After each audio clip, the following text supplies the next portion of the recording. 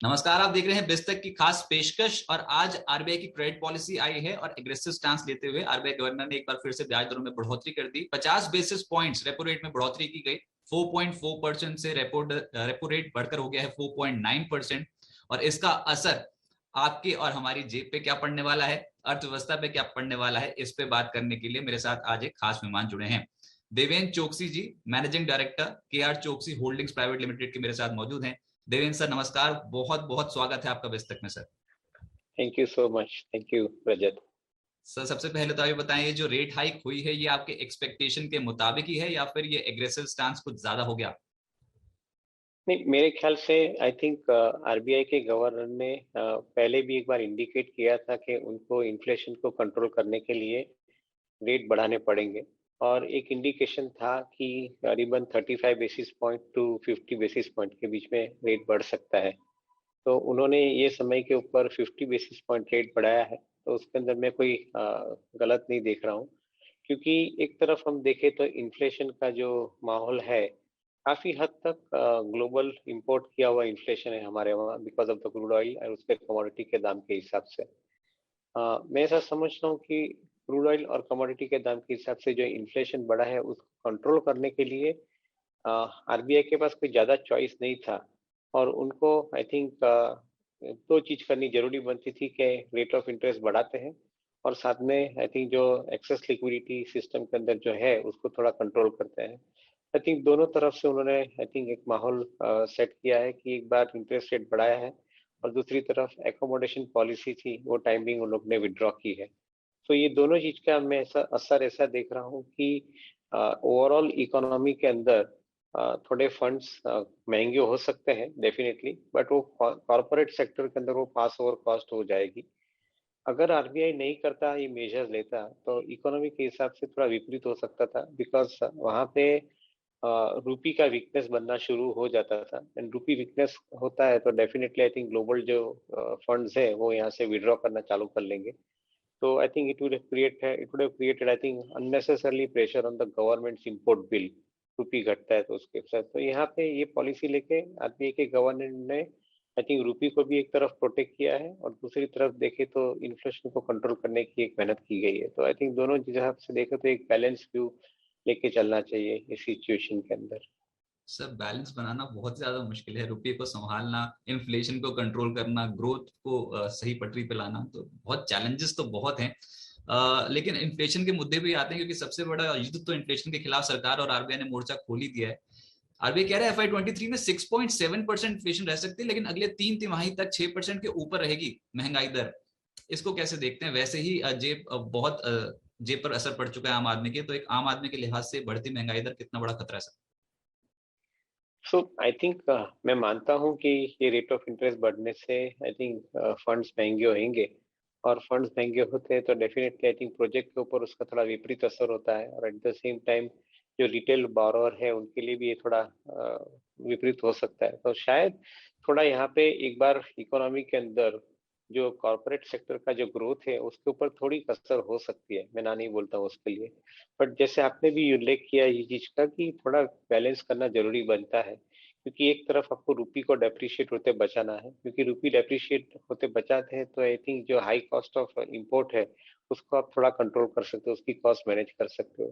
दूसरी तरफ रूपी को आप प्रोटेक्ट करते हो तो जो फंड्स इकोनॉमी के अंदर से विड्रॉ होते हैं वो आपको विड्रॉल उसको अटका सकते हो, थोड़ा बहुत उसको प्रिवेंट कर सकते हो। और उसके सामने आपको लोकल इकोनॉमी के अंदर रेट ऑफ इंटरेस्ट बढ़ता है तो कंज्यूमर की कॉस्ट बढ़ती है, कंपनियों की कॉस्ट बढ़ती है, तो उसको भी आपको एक उसका एक it's other side of the coin. तो I think both of them are together. मेरा ऐसा मानना है कि आई थिंक ये बैलेंस करना जरूरी है। But at the same time जो आपका मुद्दा है कि कंज्यूमर को थोड़ा पिंच होएगा ज्यादा, मैं मानता हूँ कि ओवरऑल इकोनॉमी के अंदर डिमांड सिनेरियो स्ट्रांग होने के कारण आई थिंक ये कॉस्ट थोड़ी बहुत पास हो जाएगी और कंज्यूमर को इतना पिंच नहीं होएगा, बिकॉज ग्लोबली इन्फ्लेशन का माहौल बहुत विचित्र है। आई थिंक ये जब तक कंट्रोल में नहीं आता है तब तक आई थिंक कोई भी हिसाब से सेंट्रल बैंकर चैन की नींद नहीं सो पाएंगे और ना कंज्यूमर चैन की नींद सो पाएगा। तो ये चीज के ऊपर आई थिंक बैलेंस करना बहुत जरूरी बना था, तो आई थिंक मेरे ख्याल से आरबीआई ने अच्छा मूव लिया है। आरबीआई वैसे भी बहुत एग्रेसिव है। इनफैक्ट अब यूएस में देखें तो 40 साल तक लोगों ने ऐसी महंगाई नहीं देखी थी जो इस बार देखने को मिली है। यूरोप में महंगाई लगातार बढ़ती चली जा रही है, तो दिक्कत तो है। लेकिन सर एक और मुद्दा ये है कि आरबीआई कह रहा है कि जो रिसेंट स्टेप सरकार ने उठाए हैं, जैसे कि एक्साइज ड्यूटी में कट हुआ, पेट्रोल और डीजल की कीमतें उससे घट गई हैं, अब राज्य सरकारें भी कुछ कदम उठा लें तो महंगाई के मोर्चे पे उससे थोड़ा कुशन आता हुआ नजर आएगा। क्या ये स्टेप्स काफी हैं या फिर रियल सप्लाई साइड इशू जो इस समय चिंता बनी हुई है? सप्लाई साइड का मैं मानता हूं कि काफी हद तक आई थिंक ठीक हुआ है situation. Industry is in a better position to supply than ever before. Automobile क्षेत्र की बात करें तो ऑटोमोबाइल क्षेत्र के अंदर जो चिप की शॉर्टेज थी, वो चिप की शॉर्टेज थोड़ी ईज होती हुई दिख रही है।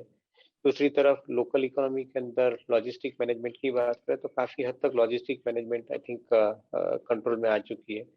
तो मैं ऐसा मानता हूँ कि सप्लाई साइड सिचुएशन को मैनेज करने के लिए आई थिंक सबसे बड़ी मैनेज करनी है बात इन्फ्लेशन को कंट्रोल करने की। गवर्नमेंट ने जो अलग अलग तरीके से आई थिंक एक चीज को ध्यान में लिया है। एक तो उन्होंने फूड प्रोडक्ट्स के एक्सपोर्ट के ऊपर उन्होंने आई थिंक थोड़ा बहुत कंट्रोल लाने की चेष्टा की है। व्हीट के एक्सपोर्ट, शुगर के एक्सपोर्ट के ऊपर वो लोग ने कैप लगा दी है। तो to a greater extent I think export कम होता है तो obviously that commodity is available in the local market, तो food product prices will come under control. Second thing, जो स्टील और ये मेटल कमोडिटी के जो दाम है वो बढ़े थे, उसको कंट्रोल में लाने के लिए वहां पे भी उन्होंने एक्सपोर्ट ड्यूटी डाल के आई थिंक उसको कंट्रोल में लाने की एक प्रक्रिया शुरू की है। तो मैं ऐसा मानता हूँ कि गवर्नमेंट काफी हद तक सजाग है और वो इन्फ्लेशन को कंट्रोल कर रही है। तो आई थिंक ओवरऑल इकोनॉमी के अंदर जो सप्लाई साइड सिचुएशन को बरकरार रखनी है, वो सप्लाई साइड सिचुएशन को इकोनॉमी के अंदर गवर्नमेंट काफी हद तक अलर्ट रह के बरकरार रख रही है। तो मैं ऐसा मानता हूँ कि जो हिसाब से प्रोजेक्शन भी है एमपीसी का इन्फ्लेशन का, मैं ऐसा मानता हूँ कि second half of the financial year के अंदर विद गुड रेन्स एंड अच्छे क्रॉप के प्रोडक्शन के बाद मैं ऐसा मानता हूँ कि ओवरऑल इन्फ्लेशन फूड प्रोडक्ट्स में कम हो जाएगा। जहाँ पे हमें विश्वास ज्यादा नहीं बैठता है उसके अंदर ग्लोबल क्रूड ऑयल का प्राइस, ग्लोबल क्रूड ऑयल के प्राइस घटे तो आई थिंक सोने में सुहागा। क्योंकि एक तरफ अमेरिका की तरफ से एक उम्मीद ऐसी की जा रही है कि आज यूरोप एक सीरियस चैलेंज के अंदर पास हो रहा है, क्योंकि रशिया का क्रूड आप सैंक्शन कर देते हो और यूरोप को I think Russian refining products नहीं मिलेंगे, तो यूरोप के अंदर जो परिस्थिति होगी I think that will be a very precarious situation. मेरा ऐसा मानना है कि America will have to lift the embargo on Iranian crude, और इरानियन क्रूड के ऊपर से वो एम्बार्गो लिफ्ट करते हैं तो ओवरऑल मेरा ऐसा मानना है कि आई थिंक क्रूड के दाम घटने शुरू हो जाएंगे। और क्रूड के दाम घटते हैं तो I think it would be a big breather, और उसके साथ में आई थिंक ओवरऑल इकोनॉमी के अंदर ये अपॉर्चुनिटी बनेगी कि इन्फ्लेशन कम होएगा। So there are many possibilities I think on a right direction. Let us wait and see कि कौन सा मुंह पहले आता है। अच्छा, आप मार्केट्स पे, स्टॉक मार्केट्स पे आप इस पॉलिसी का क्या असर देखते हो? और इस समय जीडीपी से भी एक बार लिंक करने की कोशिश करूंगा इस सवाल को, क्योंकि सर FY23 में आरबीआई कह रही है कि जीडीपी ग्रोथ जो है वो 7.2% रह सकती है। आज वर्ल्ड बैंक की जो रिपोर्ट आई है उसमें 7.5% का अनुमान है। तो कंजर्वेटिव स्टांस तो आरबीआई ने ही पकड़ लिया है। अब ऐसे में ये स्टॉक मार्केट की चिंता ये है कि महंगाई बढ़ रही है, ग्रोथ स्लो डाउन देखने को मिल रही है, तो ऑब्वियसली कंपनियों के मार्जिन पिक्चर और बिगड़ते हुए नजर आएंगे। तो आप क्या समझते हैं, मार्केट यहाँ से अभी और गिरेगी या फिर ये सही वैल्यूएशन पे है अभी इंडियन मार्केट्स?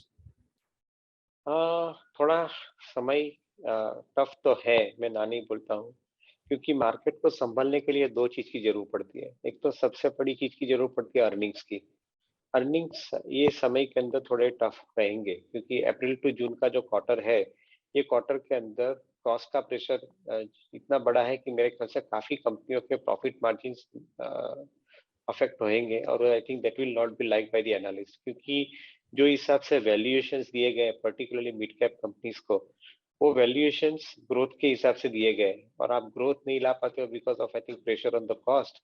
तो डेफिनेटली यहाँ पे एक चैलेंज बनती है कि यहाँ पे इमीडिएटली आपको जो रेटिंग मिले हैं, जो वैल्यूएशन रेटिंग मिले हैं, वो थोड़े प्रेशर में आ सकते हैं। तो सबसे तो चैलेंज ये रहेगा इकोनॉमी के अंदर। दूसरी तरफ एक बार जो अर्निंग की बात करें तो उसका एक चैलेंज है, दूसरी तरफ फंड्स की सिचुएशन है। आज जो ईटीएफ के फंड्स ग्लोबली इमर्जिंग मार्केट्स के अंदर आ रहे थे, उनके अंदर एक ब्रेक लगी है, क्योंकि ग्लोबली जो रेट ऑफ इंटरेस्ट बढ़ रहे हैं तो उसके अंदर ईटीएफ साथ आई थिंक डीलिवरेजिंग देयर पोजीशंस, और डीलिवरेज पोजीशन करते हैं तभी उनको एक बार अंडरलाइंग सिक्योरिटीज बेचनी पड़ती है। तो currently they are on a selling spree globally, and India के अंदर भी वो आई थिंक इफेक्ट हम देख रहे हैं। तो एक तरफ फंड का विड्रॉ होना, दूसरी तरफ कॉर्पोरेट के अर्निंग को हम नीचे जाते हुए देख रहे हैं, ग्रोथ रेट कम होता है अर्निंग के अंदर हिसाब से। ये दोनों चीज का प्रभाव देखे तो मैं ऐसा समझता हूँ कि मार्केट को संभलना जरा थोड़ा इमीडिएट टर्म्स के अंदर मुश्किल है। इमीडिएटली मार्केट यहाँ से एक अपसाइड देखने की जरूर मेहनत करेगा विद द सिचुएशन इंप्रूविंग। से फॉर एग्जांपल क्रूड ऑयल के दाम घटते हैं तो मार्केट जरूर मेहनत करेगा ऊपर बढ़ने की, but immediately one way direction market assume नहीं कर सकता, ऐसा मेरा मानना है। मे बी आई थिंक पहले मैं ऐसा समझता था कि जून क्वार्टर तक वॉर रिलेटेड सिचुएशन के अंदर काफी हद तक बदलाव आ जाएगा, क्रूड के दाम घटेंगे। ये हुआ नहीं है, तो शायद आई थिंक अपने को एक नेक्स्ट क्वार्टर तक ज्यादा वेट करना पड़ेगा। Fortunately if I think some sanity prevails, तो शायद आई थिंक ये जो वॉर का मामला है वो कंट्रोल में आए, तो मेरे ख्याल से क्रूड ऑयल के दाम कट हो सकते हैं, अथवा अमेरिका ईरान का ऑयल के ऊपर जो एम्बार्गो है वो हटा देता है, तो आई थिंक ऑयल के दाम कम होते हैं। तो I think subsequently second half would look relatively better and more confident. So I think various possibilities, various scenarios. I think we are looking at everything with a minute eye at this point of time. तो sir stock market का behaviour तो अभी commodity stocks के प्रति, specially जो oil and gas space से जुड़ी company है उनके प्रति तो बहुत बेहतर है, और अर्निंग्स भी यही एक्सपेक्ट कर रही है, हो सकता है कि आने वाली तिमाही के लिए अर्निंग्स अच्छी हो जाए। मेरा इशारा रिफाइनिंग कंपनियों की तरफ है सर। कल सिंगापुर जीआरएम्स को हमने रिकॉर्ड स्तरों पर जाते हुए देखा था। तो ऐसे में आप कैसे अप्रोच कर रहे हो कमोडिटी स्टॉक्स को, ऑयल एंड गैस स्पेस को? रिफाइनिंग कंपनी के लिए शायद अप्रैल टू जून का क्वार्टर सबसे बेहतरीन क्वार्टर रहेगा, ऐसा मेरा मानना है। On one side, they have been able to source little cheaper crude comparatively. On other side, I think they've been able to enjoy the maximum amount of GRM margins, maximum enjoy कर रहे हैं। और eight the same time I think जो export driven refinery का धंधा है, कारोबार है, वो उसके अंदर जैसे रिलायंस जैसी कंपनी को मैक्सिमम बेनिफिट मिल रहा है। Because I think today if you look at diesel cracks और even if you look at petroleum cracks, तो आई थिंक और इवन एविएशन टर्बाइन फ्यूल, सबके दाम जो बढ़े हैं उसका मेन एक रीजन ये है कि एक तो सबसे पहले वेस्टर्न कंट्रीज के अंदर सैंक्शंस, वेस्टर्न के अंदर after the pandemic situation I think थोड़े बहुत ट्रैवलिंग का जो माहौल सुधरा है, समर है वहां पे, तो डीजल की डिमांड भी पिकअप हुई है, पेट्रोल की डिमांड पिकअप हुई है, and at the same time aviation turbine fuel की डिमांड पिकअप हुई है। तो मैं ऐसा समझता हूँ कि रिफाइनिंग जायंट्स लाइक रिलायंस, उनके लिए ये क्वार्टर सबसे बेहतरीन रहेगा, क्योंकि वो एक तो सबसे पहले चीपर कॉस्ट का क्रूड प्रोक्योर करते हैं, सावर ग्रेड क्रूड प्रोक्योर करते हैं, और दूसरी तरफ अच्छे जीआरएम मिलने के साथ में I think they have the ability to enjoy maximum margin. तो 9 से $12 के बीच में जो जीआरएम अभी करंटली दूसरी रिफाइनरी को बेनिफिट मिल रहा है, Reliance could possibly have the advantage of the alternate feedstock, at the same time cheaper cost of crude, and I think higher GRM. Reliance could possibly have, I think करीबन $15 के आसपास उनको margin मिलना चाहिए। So let's wait and see, but I think April to June quarter looks extremely promising for this particular sector. अच्छा, एक sector और sir, banking. आप इस हायर इंटरेस्ट रेट साइकिल को, जैसे जैसे ब्याज दरें बढ़ती चली जाएंगी, तो ऐसे में आप बैंकिंग के क्रेडिट ऑफटेक्स आप कैसे देखते हो, और क्या यहाँ पर आपको पसंद क्या है, सरकारी बैंक्स या फिर निजी क्षेत्र के बैंक्स, या फिर बिल्कुल ही अवॉइड कर देंगे इस स्पेस को भी? नहीं, अवॉइड नहीं कर सकते हो आप। I think bank probably remains in one of the best position today, क्योंकि अभी तक रिटेल क्रेडिट का ऑफटेक ज्यादा था। नाउ समय ऐसा है कि रिटेल क्रेडिट के साथ में अभी कॉर्पोरेट क्रेडिट का ऑफटेक बढ़ रहा है, और कॉर्पोरेट क्रेडिट का ऑफटेक बढ़ने के लिए इंफ्रास्ट्रक्चर प्रोजेक्ट्स और इंडस्ट्री का एक्सपेंशन, पीएलआई स्कीम्स जैसे परिबल काम कर रहे हैं ये समय के अंदर। तो मैं ऐसा समझता हूँ कि बैंक के लिए समय अच्छा रहेगा। Credit demand is increasing, economy के अंदर 7.5% का जीडीपी ग्रोथ रहता है और क्रेडिट डिमांड इंक्रीज होती है, तो मैं ऐसा मानता हूँ I think bank will probably have one of the best times. और ये समय के अंदर आई थिंक जो बैंक के अंदर हमें सबसे ज्यादा कॉन्फिडेंस दिखता है, उसके अंदर प्राइवेट सेक्टर की कॉर्पोरेट बैंक्स जो है उनके अंदर कॉन्फिडेंस ज्यादा दिखता है, because they have established way of working, they know the credit processes well, they probably control their non-performing assets well, and as a result of which I think within higher demand scenario I think they are in a relatively better position. So definitely I think we believe more in the private sector corporate banks and would like to stay invested, including some of the NBFCs जहाँ पे housing finance का कारोबार है, जहाँ पे I think retail credit का कारोबार है, वो बिजनेस वाली कंपनियों को हम ज्यादा पसंद करते हैं ये समय के अंदर। सर ये बात तो पक्की होगी कि आप प्राइवेट बैंक्स, एनबीएफसीज इन कंपनियों का बहुत क्लोजली ट्रैक कर रहे हो, लेकिन इसके अलावा कौन से ऐसे सेक्टर्स है, क्योंकि दुविधा सबके मन में यही है कि अगर बाजार यहाँ से गिरा भी तो सिस्टमैटिक इन्वेस्टमेंट भी सही, कौन से सेक्टर्स पे फोकस रखना चाहिए, आपके रडार पर कौन सी थीम्स हैं? मेरे ऐसा समझता हूँ कि सबसे बड़ा एडवांटेज फ्रंटलाइन आईटी कंपनी को मिलेगा। इन इन्फोसिस है, टीसीएस है, जैसी कंपनी को ग्लोबल कस्टमर्स का एक उनको सपोर्ट मिल रहा है। तो मैं ऐसा समझता हूँ कि I think this companies are having larger visibility of around 5 to 7 years of the revenue. At the same time, every quarter they are bidding in and adding new $1 billion customers. तो करीबन depending on company to company 8 से 15 नए customers हर $1 billion के add कर रहे हैं हर quarter के अंदर। तो ये सबसे बड़ा पॉजिटिव गिना जाना चाहिए कि ग्लोबल मार्केट के अंदर IT services are being required now, and I think this is going to be a changing factor for all of us. I think in next 5-10 years time, with 5G coming in, I think पूरे का पूरा माहौल बदल रहा है। मैं ऐसा समझता हूँ कि आई थिंक IT को पोर्टफोलियो के अंदर हर फॉल के अंदर ऐड करना चाहिए। This is going to provide you at least 20-25% cumulative return for at least next 3 to 5 years if you are buying at a lower price.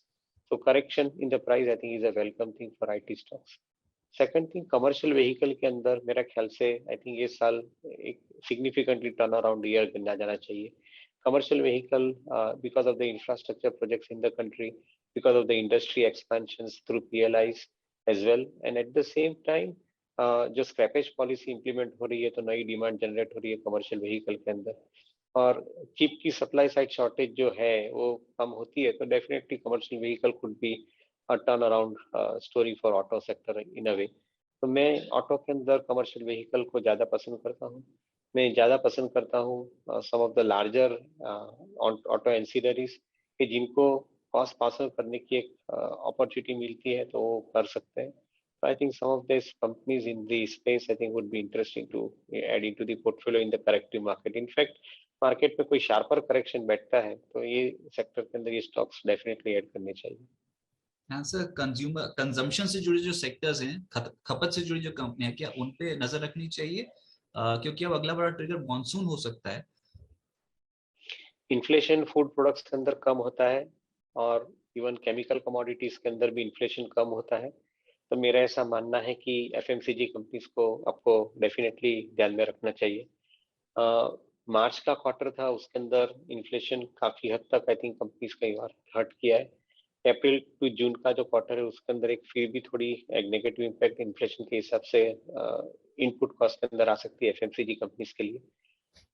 But मेरा ऐसा मानना है कि जैसे जैसे कमोडिटीज के दाम घटते हैं, जो घटने शुरू हुए हैं, मैं ऐसा मानता हूँ कि प्रक्रिया आगे जाके थोड़ी एक्सेलरेट होगी पोस्ट सितंबर।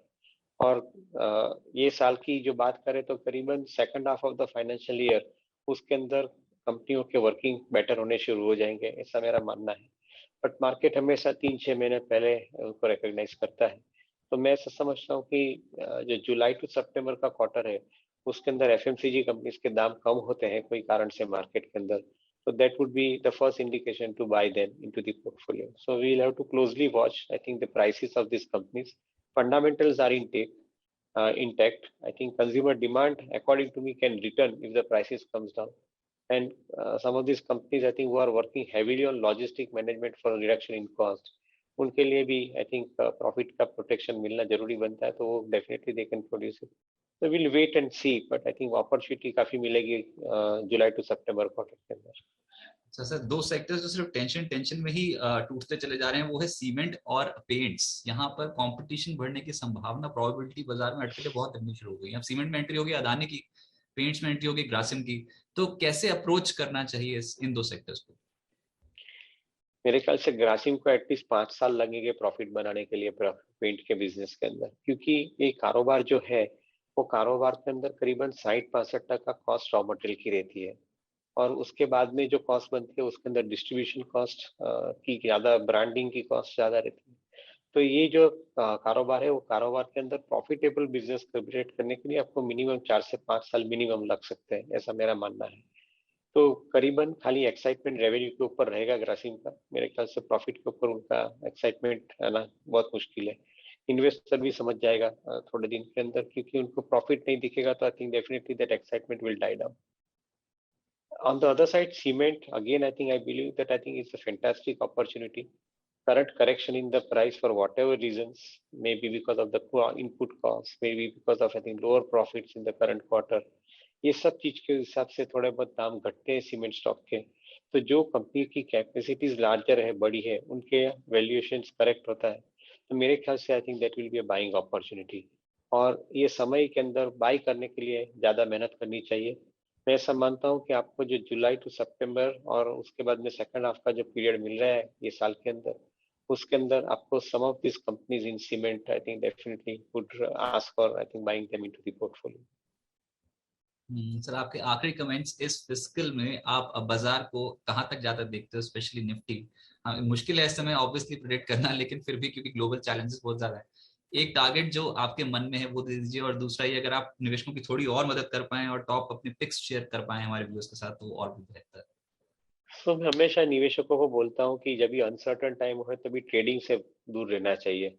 आप ट्रेडिंग जब भी मार्केट में करते हो तभी आपको एक मार्केट में ट्रेंड अच्छा मिलता है। आई think today the trend is absolutely very very I think challenging. और मैं ऐसा मानता हूँ कि जब तक क्लैरिटी नहीं आती है ट्रेंड चेंज की, तब तक आई थिंक इन्वेस्टर को ट्रेडिंग की तरफ ध्यान नहीं देना चाहिए। तो निफ्टी के मैं प्रोजेक्शन डेफिनेटली दे सकता हूँ, बट ट्रेडिंग करने की सलाह नहीं दूंगा। करीबन 15,800 और 16,800 17,200 की एक रेंज है, उसके अंदर ये निफ्टी ट्रेड कर सकता है। In case for any adverse reasons I think if it breaks 15,800, तो निफ्टी के अंदर आई थिंक एक बार 15,200 14,800 आने की संभावना भी हो सकती है। तो उसके ऊपर ध्यान दें इन्वेस्टर डेफिनेटली। अगेन मेंटेन करता हूँ, ट्रेडिंग ना करें तो आई थिंक आपके लिए अच्छा रहेगा। ऑन द कंट्री जो फंड्स आपके पास है, भले छोटे फंड्स हो, फिर भी आप इन्वेस्टमेंट करना शुरू करें। आई थिंक ये करेक्शन इन द प्राइस जो आपको मिलेगा उसके अंदर आपको नीचे भाव में जो शेयर्स मिलते हैं अच्छी कंपनी के, वो आपको बाय करने जरूरी बनते हैं। तो I think that is one important point I think which you can keep as a direction और a guidance. As far as I think sharing the stocks in specific is concerned, I will probably give an indication. I will not give recommendation, क्योंकि सेबी के कायदे के अनुसार I think public channel के ऊपर हमें investment stocks recommend करने की मंजूरी नहीं है। बट फिर भी I think we like companies in IT space, particularly the frontline IT companies. We like I think leaders in commercial vehicle space, जो मैंने बताया आपको। We also like, I think, some of the select companies, particularly in the banking and NBFC space, जहाँ पे मैंने चर्चा की private sector और NBFCs की। तो ये तीन चीज और तीन एरिया के ऊपर हमें as of now I think ज्यादा कॉन्फिडेंस है। Maybe I think commodity के दाम करेक्ट होते हैं और प्रॉफिट मार्जिन एक बार स्टेबल होता है, तो उसके बाद में डिमांड सिनेरियो स्ट्रॉन्ग होने के कारण I think cement and chemical companies के ऊपर हम लोग थोड़े ज्यादा फोकस करेंगे। But I think this is something which I think we would keep an eye on from investment point of view. Devendra sir, बस एक आखिरी सवाल, क्योंकि वो आपके जवाब से ही निकला है सवाल। आपने जो हायर प्रोजेक्शंस दिए ना, वो थोड़े से उस हायर प्रोजेक्शन और लोअर प्रोजेक्शन के बिल्कुल बीचों बीच कर रहे हैं हम काम का, जैसा लग रहा है। तो कौन से ऐसे पॉजिटिव ट्रिगर होंगे, चाहे वो वर्ल्ड मार्केट से आ रहे हो या फिर डोमेस्टिक मार्केट से, जिसके बाद आप अपना जो अर्निंग्स आउटलुक है वो कंपनी में रिवाइज कर दोगे, और हो सकता है कि मार्केट्स पे भी उसके बाद अप्रोच जो है वो पॉजिटिव हो जाए? कौन सा ऐसा ट्रिगर समझते हो मार्केट के लिए सर? सबसे बड़ा and only trigger I think is crude oil. Crude oil के दाम यहाँ से घटने शुरू होते रहते, तो आई थिंक डेफिनेटली आपको एक यहाँ से सबसे बड़ा संकेत मिल रहा है कि ग्लोबल इकोनॉमी के अंदर प्राइसिंग प्रेशर कम होना स्टार्ट हो जाएगा। सो आई थिंक क्रूड ऑयल के ऊपर ध्यान रखें। जैसे मैंने बताया कि क्रूड ऑयल के दाम घटने के लिए I think America lifting the embargo on Iranian crude is extremely important. America ये क्रूड के ऊपर एम्बार्गो लिफ्ट करता है तो मेरे ख्याल से क्रूड की रिवर्स साइकिल शुरू हो जाएगी। अब क्रूड की रिवर्स साइकिल शुरू होती है, I think it makes I think complete difference. It's a complete turnaround, I think, as far as the global economy outlook and the corporate sector earning outlook is concerned. So ज्यादा चीज के ऊपर ध्यान न दें, खाली एक चीज के ऊपर भी ध्यान रखें कि क्रूड ऑयल के दाम घटते हैं, तो उसके बाद में I think you will have a relatively smoother ride going forward. Devendra sir, बहुत शुक्रिया आपका हमारे साथ जुड़ने के लिए, विस्तृत को अपना समय देने के लिए। शुक्रिया sir. Thank you Rajat, thank you so much. Thank you sir.